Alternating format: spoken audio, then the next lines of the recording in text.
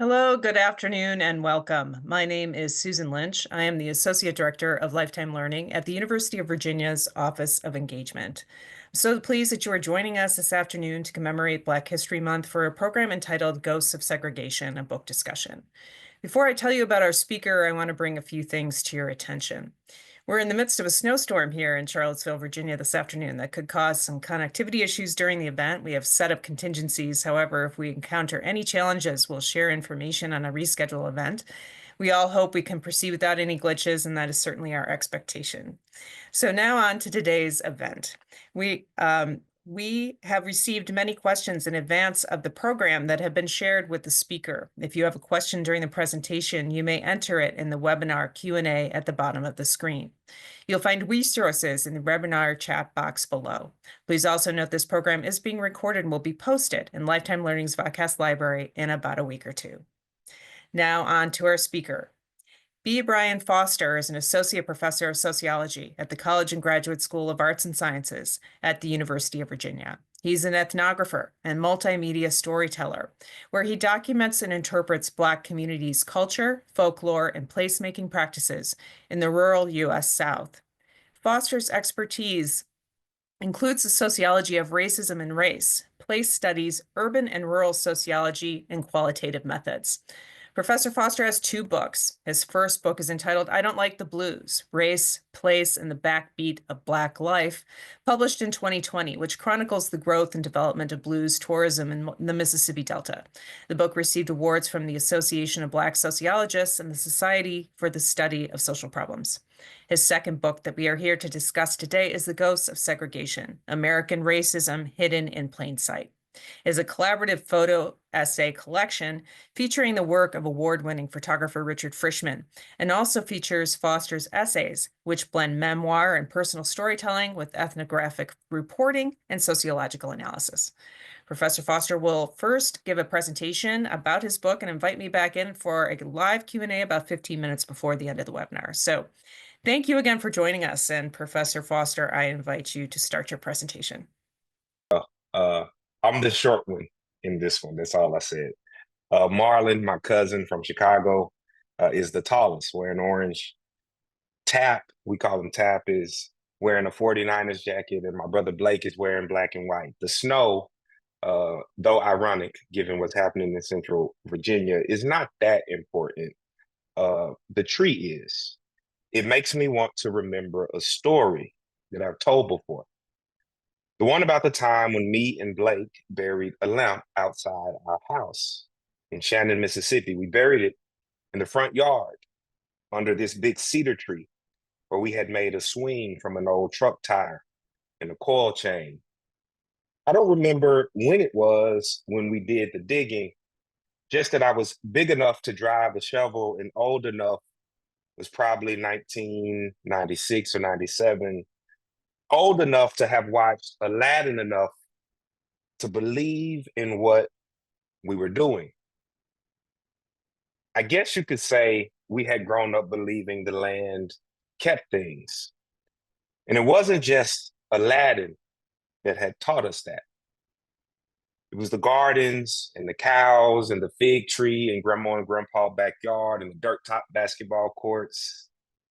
And it was the fences we laid and the ditches we dug and the pathways we walked and the places our people built and poured and laid. It all reminded us the land, all around us, the land. If it wasn't the giver of life, it was certainly the keeper of it, the container for it. And when life was done, the land could keep the memories of it too, cemeteries, tree stumps, and spirits. We lived like we believed there were spirits in the land and that we could catch them if we did precisely the right things: dig, bury, leave, and come back. So that's what we did. We dug the hole, we buried the lamp, we left the yard, and we hoped that when we came back, we would have caught something.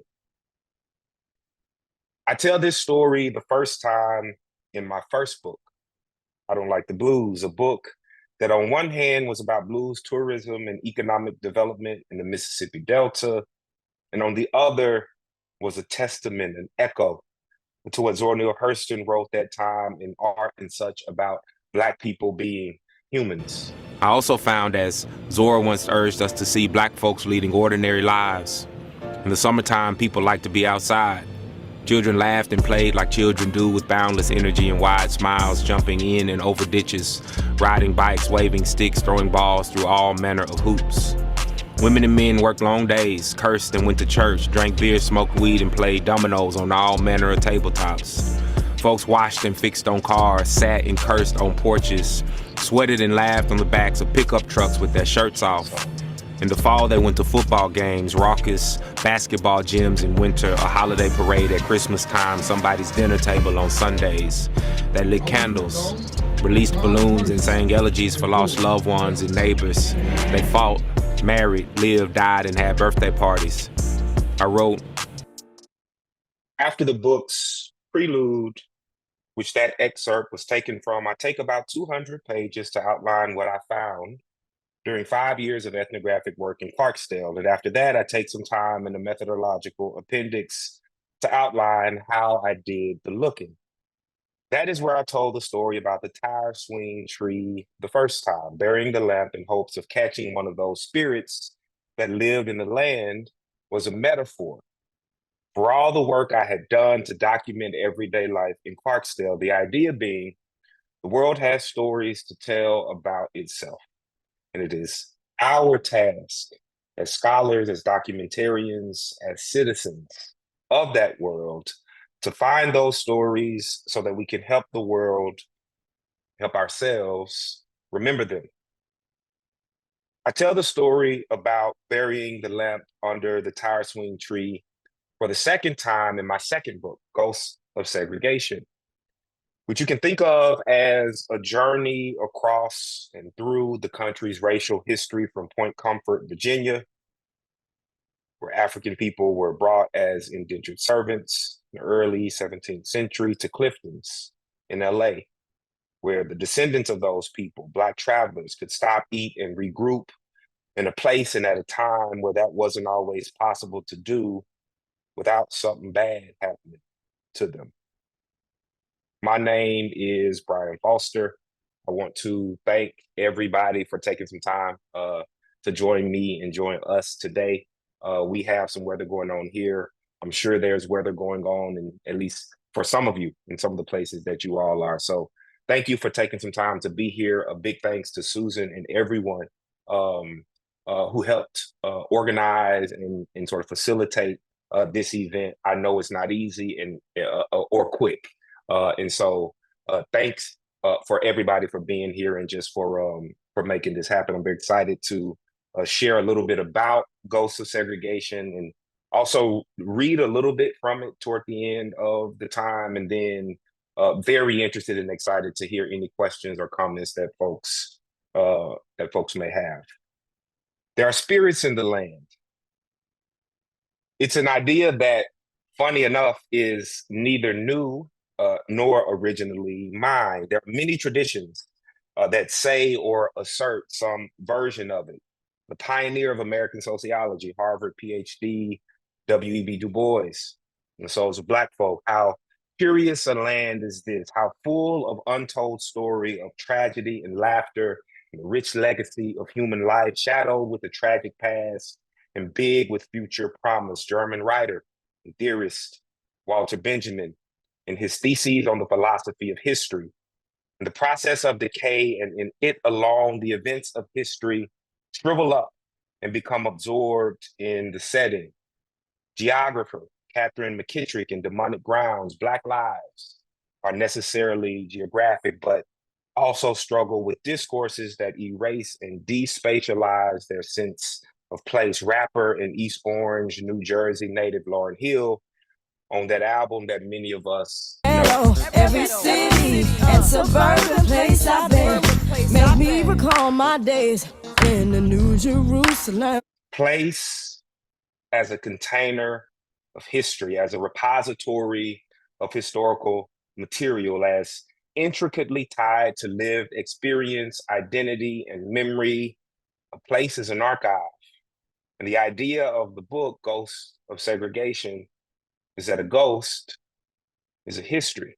The roads and bridges we drive on, the buildings we pass by, railroad tracks that divide southern towns, the walls that have gone up in northern cities, the places people made for themselves. These places, or the land, hold traces and fragments of our history.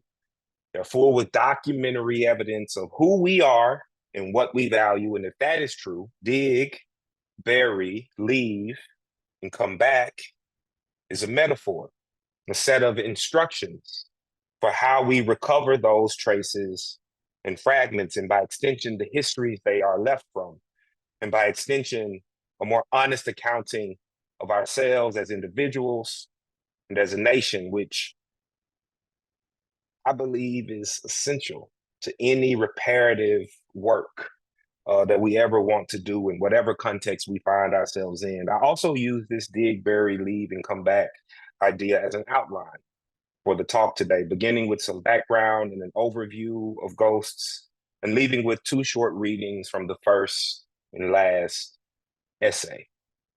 But first, I was approached about ghosts in 2021 by Richard Frischman, a white Jewish man born in Chicago, living in Washington, who had since 2012 been traveling the country taking pictures for a collection that he calls American Splendor. Photos of scenes that are some mix of regular, everyday, and bizarre a little bit, kind of out of place, out of time. It was during this work on American Splendor that Rich first encountered what he came to call America's ghosts of segregation. I wanted to, in some way, hearken those spirits and the importance that of what transpired. This former newspaper photographer has given himself one of his most daring assignments to date. Rich Frischman is currently in pursuit of what he sees as painfully alive, America's racism. It has been an issue for 400 years, and it's still an issue. The idea of segregation exists now in a somewhat different form, but all those Jim Crow laws still reverberate. Redlining affects the ability to finance a house now. I know what it was like to be white and middle class and privileged. I also know what it was like to go into restaurants where they didn't serve Jews, and where there was hatred towards my own ethnicity. But I can skate under the radar, you know. So I don't know what it's like to be black or Asian or Hispanic. I don't know what it's like to be gay. I can use my compassionate heart to imagine. So this is the one that started it. This was the picture, as he just mentioned, the first picture that would be a part of what became a Ghosts of Segregation inside of Templin Saloon in Gonzales, Texas. The picture shows a dining area arranged with tables and chairs, and there are 4 framed photos, signs, several taxidermy mounts, and the TV tuned into CNN on the wall. The Chiron at the bottom of the TV screen reads Supreme Court battle, and Senate Majority Leader Mitch McConnell is frozen in the middle of something he is saying. The photo is an example of many of the landscapes in the collection. It shows a place that some of us might walk by or over the top of or sit next to and not realize its history. In the case of the Templin Saloon, the divider at the back with the Dr. Pepper logo at one point functioned to separate white diners who could sit in the front from Black and other minoritized diners who could not. The photo is also what Rich points to when explaining his approach to photography, called stitching. Rich will sometimes spend days on a single photo. He marks off the spot on the ground where his tripod sits, and day after day he comes taking picture after picture, not of the whole scene, but of small frames within it, which he then combines later to make one hyperpixel photo. one that will appear just as clearly if it is the size of an Instagram square on your phone as it would were it an enlarged print hanging in a gallery or even a mural-sized projection on a wall or building. Rich talked about all of this in a New York Times article that I read in 2020, a year before we met, a year before I knew book was a thing. In the Times essay, Rich made clear that his stitching approach wasn't just about producing a big, clear, and detailed image.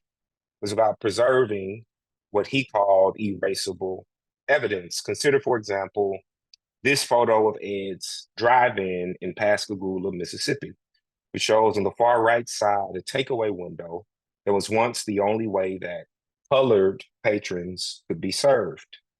Rich took this photo in 2019. When I visited Pascagoula just a couple years later, 2 years later, the window had been covered during a recent renovation. Or this one of College Hill Presbyterian Church in Oxford, Mississippi. Like a lot of churches and other venues in the Jim Crow South, Black visitors would have entered through the two openings near the top. They kind of look like windows, and sat in the balcony separate from white parishioners below. Rich took this one in 2021, less than a year before. This evening, church members in burned. Oxford, Mississippi are trying to salvage what's left of a nearly 180-year-old church. A massive fire destroyed nearly everything. The College Hill Presbyterian Church is the oldest church building in Oxford, and it's the oldest Presbyterian church in all of North Mississippi. The furnishings, pews, everything inside was original. A church member whose family had been going to this church since it was founded says that the only thing that survived was the pulpit Bible that he asked a firefighter to save. But he says he is thankful that no one was hurt. Rich said something else in the New York Times essay and in many of our earliest conversations that struck me. All human landscapes are embedded with cultural meaning. The testimonies our landscapes offer are more honest than many of the things we intentionally present. It struck me because it sounded a lot like that thing that you could say we grew up believing, that there are spirits in the land and that we can catch them if we do precisely the right things. From 2021 to 2023, Rich and I worked on the project. He continued his travels, which came to total more than 35,000 miles, nearly 150 photos, 8 years, almost a decade. And I eventually figured out what I, for my part, wanted to say. The result is a book that features 7 essays from me. I talk about growing up in Mississippi. I reflect on field work that I've done in Clarksdale, the film that I worked on in Chicago and in Montgomery, Alabama. I reflect on the 2 universities where I've worked over the years, the University of Mississippi from 2016 to a few years ago, 2021, and at the University of Virginia ever since. I talk about people that I've met, from a legally blind, blues-singing Black woman in the Mississippi Delta to a LeBron James-loving Black man born and raised in the Carolinas. I deal with the idea of post-memory and melancholic hope, engage with books like Beyond Brand's A Map to the Door of No Return, Toni Morrison's Beloved, Avery Gordon's Ghostly Matters. The essays correspond to 129 photographs that Rich took, each with the caption offering historical context. I write an intro, which I've already read from today. Rich wrote a photographer's note, which echoes some of his sentiments from the New York Times essay. And Dr. Imani Perry, professor at Harvard, a National Book Award winner, a MacArthur Genius Grant recipient, generously offered a foreword, which I think is a good way to intro the collection and a useful way to frame the short readings that I'll do a little bit later. She writes, "Collaborations between photographers and writers are always intriguing. They are forms that demand imagination, encouraging us to visualize or narrate alongside the creator. Together, they dialogue and dance. So it is here. Words and works of tribute and incantation on the swelling grounds of our most anguished and inflamed history Injustice like slavery, poverty, and Jim Crow may be a fact, but they are something much more savage, ugly, and raw too. There's blood in the soil, scars on backs and minds, and inherited starvation. This is the South. This is where the wound is, and where survival is an act of glory. And you will see the same is true of the satellites of the South, found in these pages. After all, Malcolm X said everything south of Canada America's is South. democracy. We've only suffered from America's hypocrisy. And the generation that's coming up now can see it and are not afraid to say it. If you go to jail, so what? If you're black, you were born in jail.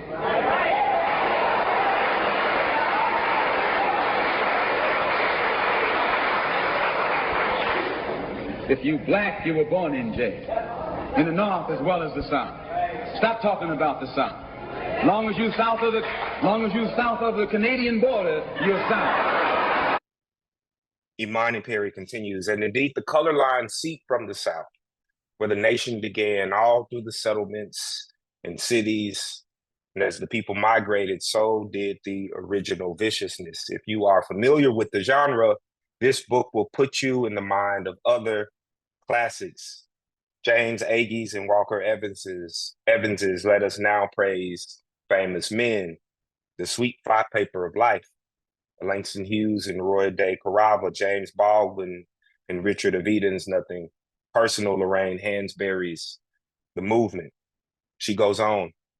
There's something particularly powerful in these pages, however, and that is intimacy. The artist who attends to human environs, the space and places we dwell in, no matter how intellectual, rarely abandons feeling and more specifically love. This work, even as we find ourselves in a cynical time, sits in that cultural pocket without a shred of sentimentalism. This is unapologetically a work of love, which of course is the most essential requirement for truth-telling, the most important disposition for history's witnesses. Imani was right.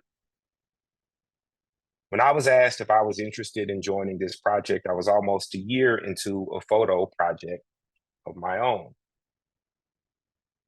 In the early days of the pandemic, I had decided I would organize all the photographs that my grandmother, who I grew up wanting to grow up to be like, had kept, hundreds of pictures. The assignment I had given myself was to start to put some order to it all. I wanted to name the people, places, and things that the photographs showed: family reunion, Chicago, grandpa's funeral. I wanted to batch them by decade and order them by year and then digitize them all so that they could be kept. The first essay in Ghosts tells this story, the story of how the project came to be, which is really a story about my grandmother, which is really a story about the historical proximity of Black Americans, and by extension, all Americans, to racial histories that we typically think happened a long time ago. Which means it's really a story about that tricky work of digging, burying, leaving, and coming back that I mentioned earlier from the essay. Do you remember? The beginning of the question was always the same. Where it ended depended on the picture we were looking at, who that is, when that was, what I told you the last time. The way Grandma's voice sounded when she asked was always the same too, soft. Like the most important thing was the question, not whether I could answer it. She was the keeper of our family's memories, maiden names, birth dates, whatnots, stories, and a trove of photographs. And for a decade of summers in my boyhood years, I was her understudy. We would sit in the front room with one of the soft, the room with these soft green chairs and this exceptionally soft rug of her house in Northeast Mississippi. And she would flip through one of her many photo albums, moving her finger from picture to picture, from childhood versions of grown-ups in the family to the one where Me and my brother Blake are wearing our favorite cowboy boots, holding popsicles, leaning into grandpa. Sometimes grandma would fold the plastic back and peel one of the photos away from the sticky cardstock and hold it up to the light.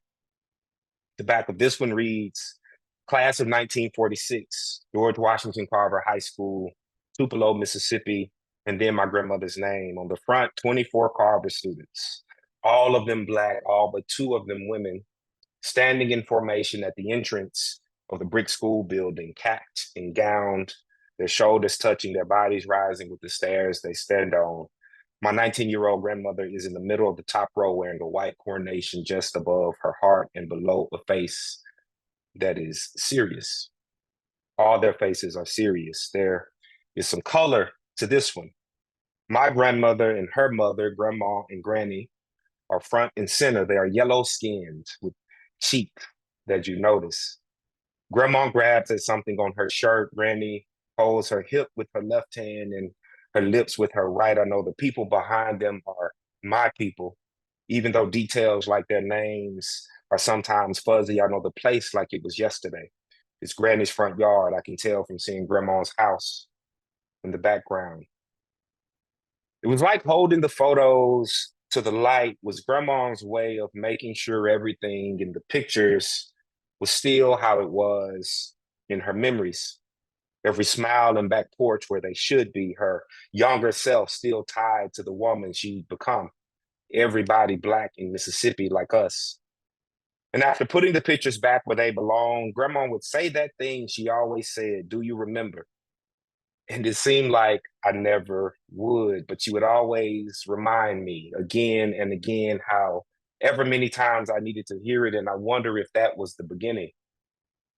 I wonder if that was when I started to see photographs less as things that you take and more as things that you keep, as artifacts that comprise what archaeologists call material culture, the objects and items that we have made, used, and kept.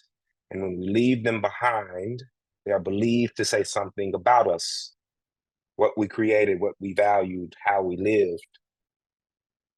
I wonder if that was when I started to see the archive as a place with soft green chairs and carpeted floors. And I go on in the essay to situate the story of my grandmother who was about the same age as Mamie Till when Emmett Till was killed. Emmett and my dad were around the same age. And there are other examples of these parallels between my own personal story and this broader kind of narrative, the civil rights, kind of canonical civil rights story of the 50s and 60s. And as a way to think about that relationship, I deal with this idea of post-memory, which we get from Marianne Hirsch, a memory scholar. And essentially it's like the relationship that the generation after, so imagine folks with firsthand experience, so my grandmother or maybe my parents with firsthand experience of a significant historical event, a tragedy. Marianne Hirsch is writing about the Holocaust. In this case, I'm thinking about civil rights movement and the history of Black Americans, or the history of Black folks in the US.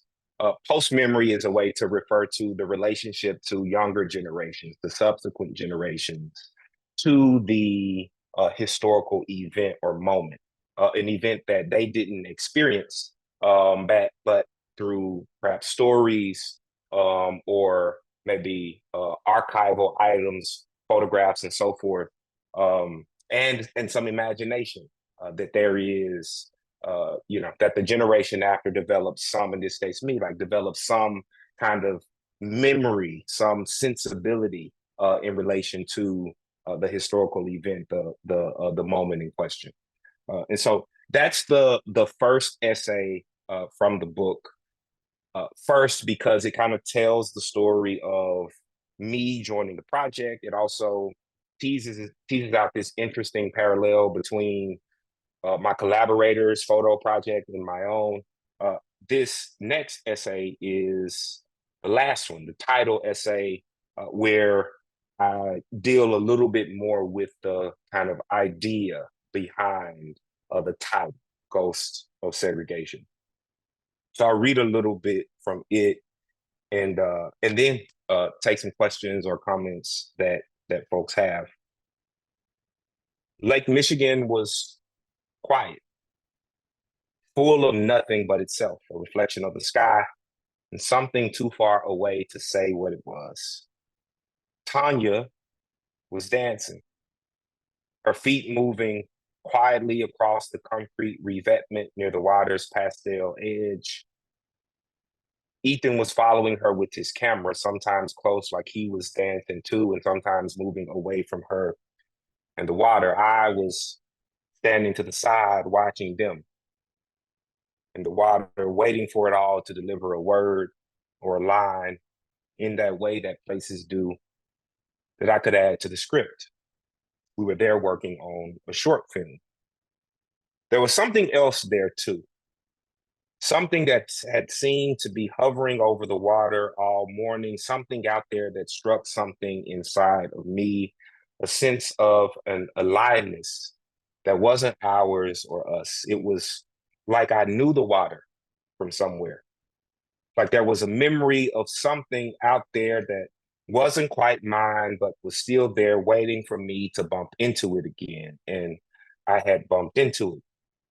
By the time I made the trip to Chicago, I had already been thinking about the Ghosts of Segregation collection. I had looked over the environments that Rich had captured. I had studied the photos, had read around the histories that set them apart. I had been thinking about the collection's name and guiding idea too, Ghosts of Segregation. It sounded like the title of an essay I had read in grad school, The Ghosts of Place, in which sociologist Michael Mayerfeld-Bell writes about the felt experience of the places where we live our lives, that sense that those places, because of their histories or our memories, move us, whether toward happiness, nostalgia, or melancholy. The scenes we pass through each day, he writes, are inhabited, possessed by spirits we cannot see, but whose presence we nevertheless experience. In Ghostly Matters, sociologist Avery Gordon also writes about the invisible forces that give life to the places around us, that things separating and connecting past from and present, living from and not living. She also talks about the impact that the ghosts of place have on us. Haunting, she writes, is what you get when abusive systems of power make themselves known and their impacts felt in everyday life, especially when they are supposedly over and done with, like slavery, for instance, or when their oppressive nature is denied, as in free labor or national security. That was the message of Ghosts, I thought. These are the places where abusive systems of power relations, white supremacy, anti-Black racism, both have been and remain. I had seen the quiet waters of Lake Michigan before. They were on page 50 of the photo catalog that Rich had sent me earlier in the year.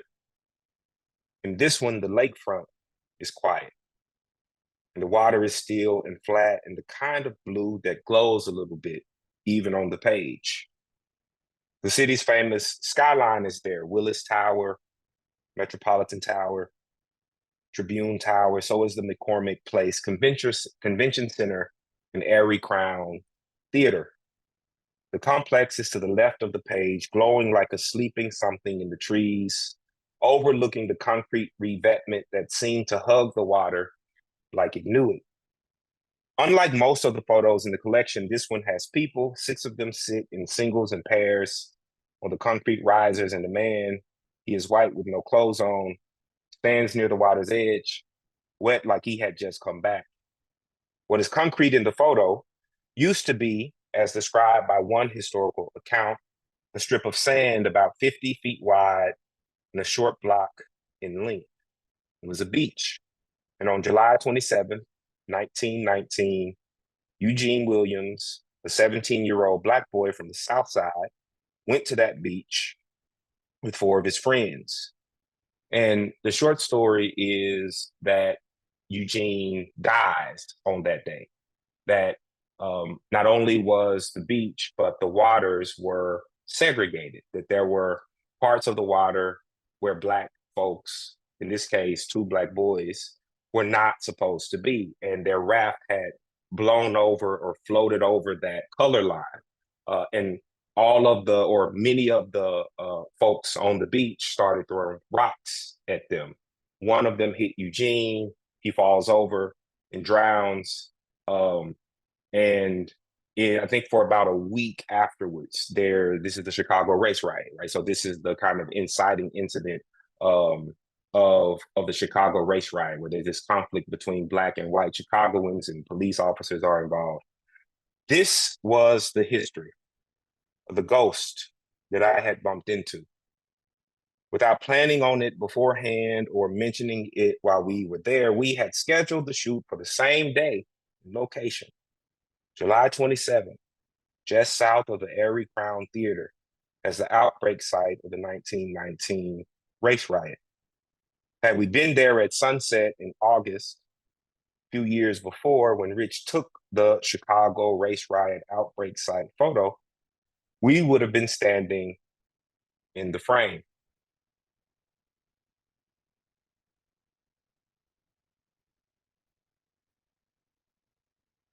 Some years after me and my brother buried the lamp, we came back to the yard, but had forgotten where we dug.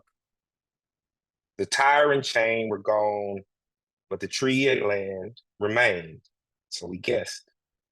Blake with the shovel and me with Daddy's spade, we patiently searched the land, looking for some sign of what we'd done all that time ago. The day we buried the lamp, we were setting a trap.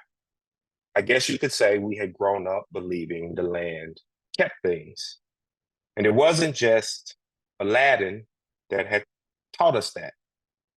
It was the gardens and the cows, the fig tree in my grandparents' backyard, and the dirt top basketball courts. And it was the fences we laid, and the ditches we dug, and the pathways we walked, and the places our people built and poured and laid. It all reminded us the land, all around us, the land. If it wasn't the giver of life, it was certainly the keeper of it, a container for it. And when life was done, the land could keep the memories of it too. Cemeteries, tree stumps, and spirits. We lived like we believed there were spirits in the land, and that we could catch them if we did precisely the right things: dig, bury, leave, and come back. It wasn't until we were back in the yard looking for what we had left in the past that we realized what we had missed. We had dug, we had buried, we had left and come back, but we hadn't remembered. That was what we had missed. In order to come back, you have to remember. They are the same thing, even when the remembering takes work. Just because you cannot see it in front of you does not mean you did not leave it behind a long time ago. The devil is in the looking, in the remembering. The ghost is what you find. That is all I have prepared. I'm going to stop sharing. Thank you so much, Professor Foster. Very moving presentation. I very, very appreciate it. We have a few questions. I really want to encourage everyone to send some questions along. We also have a few questions from before. Our first question is, before beginning writing the essays, did you have preconceived ideas of what you wanted to say or the specific topics you wanted to address? And if so, did the photographs that Mr. Frischman took change how you addressed your writing? So when I came on board, the only guidance that we got, we knew that it'd be 120, maybe 140 photos. And I knew that I had 20,000 words to wrap around the photos, so to speak. And that was really all. It was kind of a blank slate. And so across many conversations, phone conversations and Zoom calls, Rich came down to Mississippi. The kind of structure of the project started to come together. First, we decided that it would make some sense to identify themes, so to cluster the photos around certain themes. So there's a cluster of photos that deal with the civil rights history, the kind of canonical civil rights story. There's a cluster of photos that show doorways and entrances. There are a cluster of photos that kind of get at the kind of subtlety and mundanity of some of the scenes in a way similar to what I try to get at in that last essay, Ghosts. Where there's something about it that you may notice if you think hard enough and squint, but you can't really kind of. So the photos clustered around themes, and then the idea was, first I was thinking about maybe like a long form piece of writing. But then thinking, about how folks might engage with the project itself, we decided on essays. And yeah, the as far as like what I wanted to say, I'm a very visual person in general, and so my imagination is like scenes and images and so forth. And so when it came to a project like this, having all of these photos in front of me. And then going through that process of, okay, these could go here and this one could go here. Ideas from things that I have read, things that kind of intersect, ideas and themes and concepts that intersect with the work that I do as a sociologist. They started to also kind of place themselves like, oh, I can think about post-memory here. Oh, I can think about this idea of melancholic hope here. Oh, I can talk about the field work that I did in the Mississippi Delta in this part. So there was definitely, there are lots of conversations happening. There's the conversations between Rich and I, obviously conversations between us and the publisher. And then this conversation between kind of the process and the materials, the photos. Great, thank you. We have a comment saying fascinating multimedia experience. I'm curious if there's a concept akin to material culture that exists to convey the feeling, the visceral experience one gets about history and culture from experiencing such a presentation. Yeah, there's there's probably an obvious place that I could go. The thing that comes to mind is this idea of racialized emotions. So when I'm teaching or when I'm talking sort of in community spaces, I try to avoid jargon and to just kind of talk in air, like we all live in the same world. We're just people just kind of talking in a pretty straightforward and kind of pragmatic way. And so first to say the idea of racialized emotions speaks to the experiences, like the affective, the emotional experience of, we could talk about any slice of kind of the country's racial history, or maybe think about like racial identity and so forth. But there's an emotional kind of experience to in the 1950s, sitting in at a lunch counter and having folks call you what they would call Black Americans at that time, or dump food on or throw food at them. And so the idea of racialized emotions is to recognize this generic thing, like fear. Like we can be fearful of anything, right? We can be disgusted of anything. We can be joyful about many things. Racialized emotions kind of offers like a framework, and there are folks who are doing work kind of in this area. So like we could talk more about, it's more complicated than I'm kind of outlining here, but speaks to the specificity of racial experiences and people's kind of place in a racial hierarchy, and the role of emotions in either maintaining or challenging that hierarchy. So folks will, as an example, point to when Black Americans were lynched, early 20th century, late 20th century, early, I guess, what am I doing? Late 19th century, early 20th century. that folks would take body parts as souvenirs and take pictures and so forth. There was a pleasure. There was a sort of an upward slanted emotional experience for white folks who were in those spaces. So that's not really an answer to the question in terms of speaking to the emotional experience of the presentation today. But with respect to the collection, I do think that idea of racialized emotions is apt, and I do think kind of could capture a lot of the experiences that I do talk about in the book. Great, thank you. We have an alum who's mentioning UVA was segregated when they graduated in 1968. And what symbols of that era remain on campus or in nearby Charlottesville? You do have photos.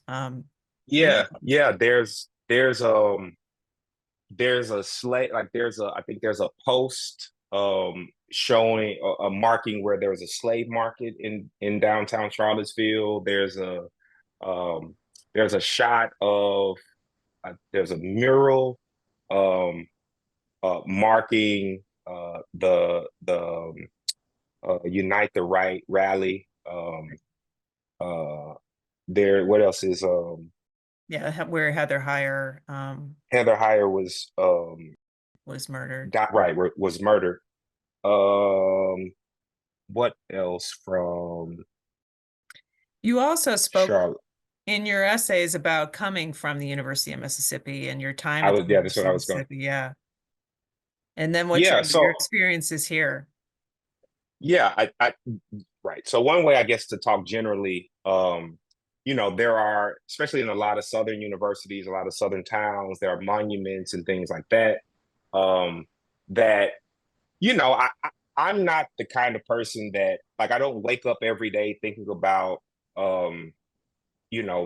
what happened at the University of Mississippi in 1962. That's not front of mind. It is a part of kind of my everyday understanding of the history of that university.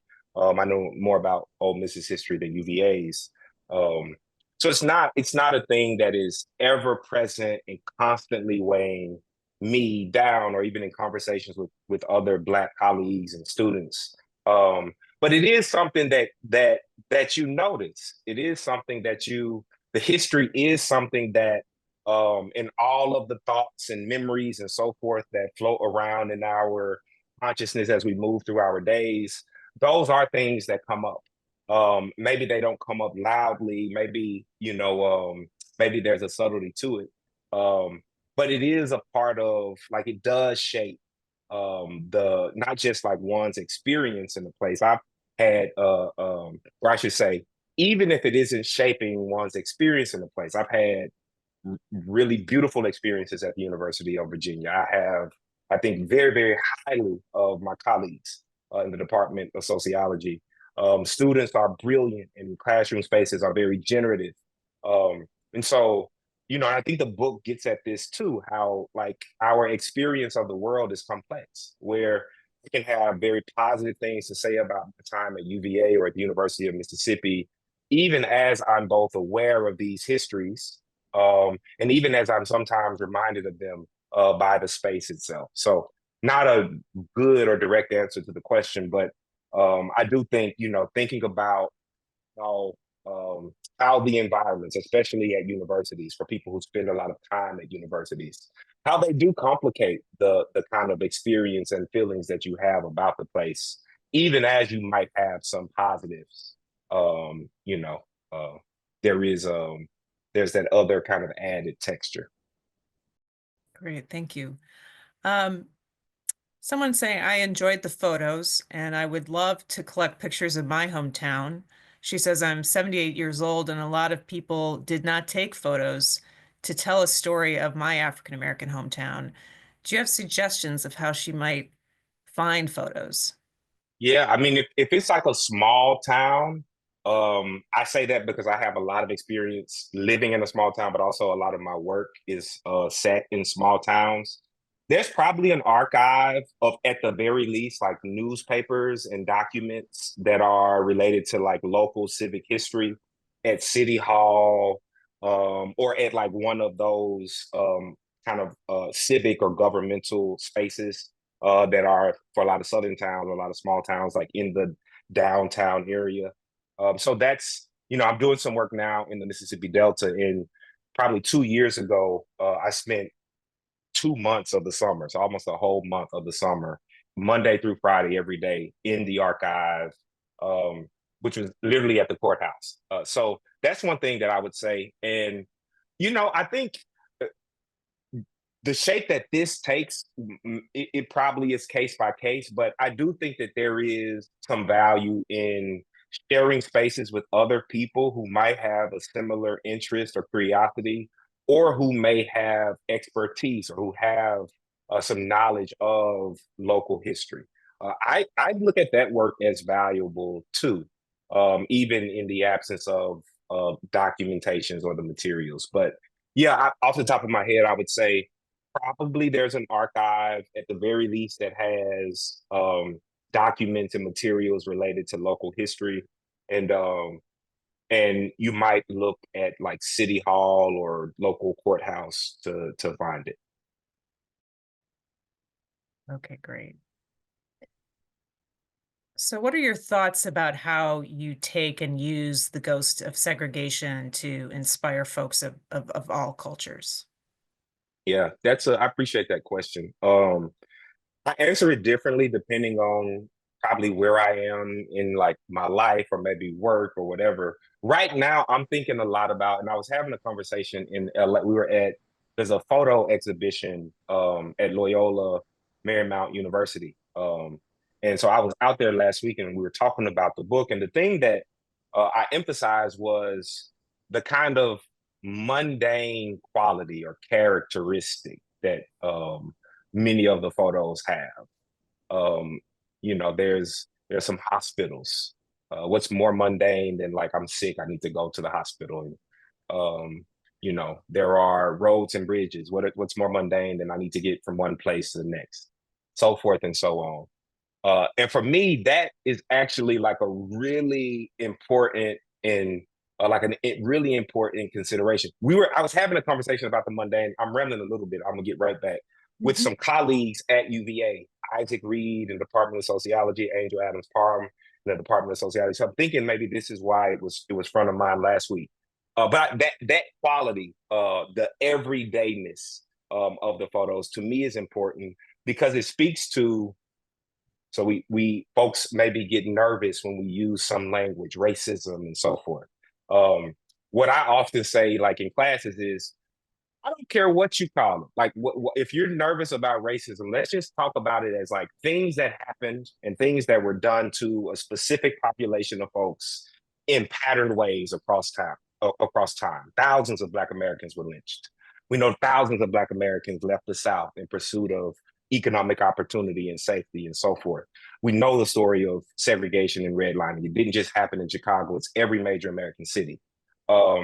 And the thing that happened and the things that were done, oftentimes, right, we remember the explosive moments, Bloody Sunday. There's a lot of mundanity around those signature inflection points.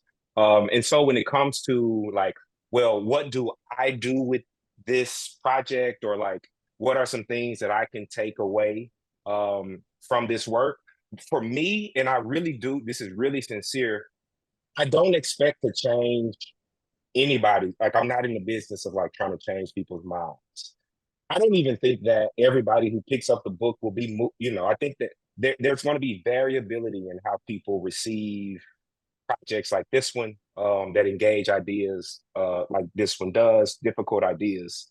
But I do hope that some folks are just curious, learn a little bit about, if nothing else, the place where you are.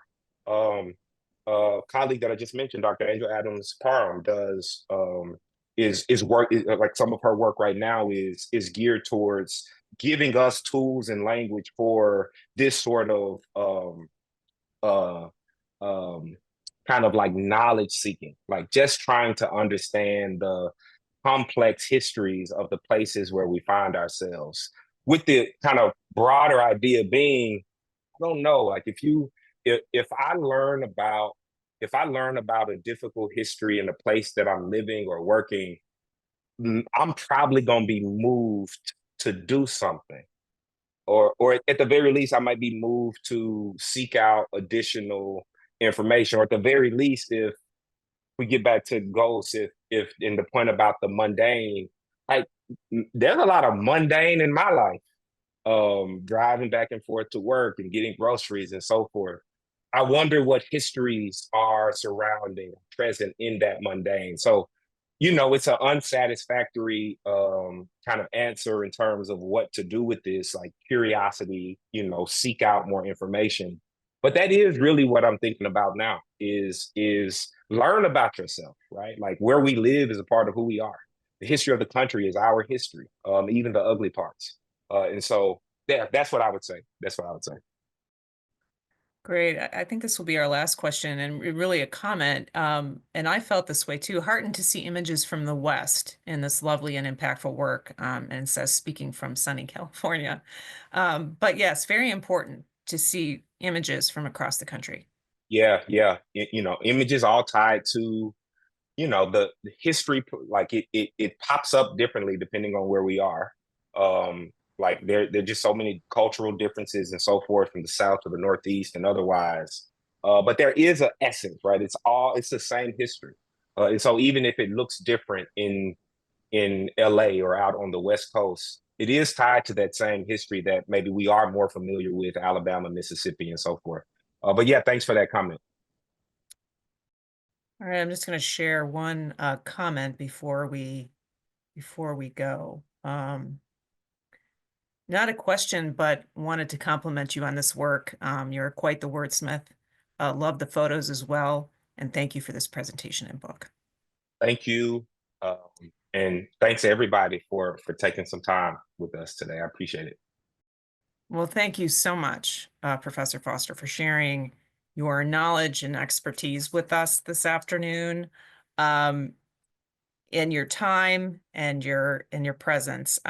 Again, this has been a very interesting and moving presentation that helps us commemorate Black History Month. And given the weather today, thank you for your flexibility. And we really appreciate that you are able to bring this impactful program to us today. And so thank you so much for being here.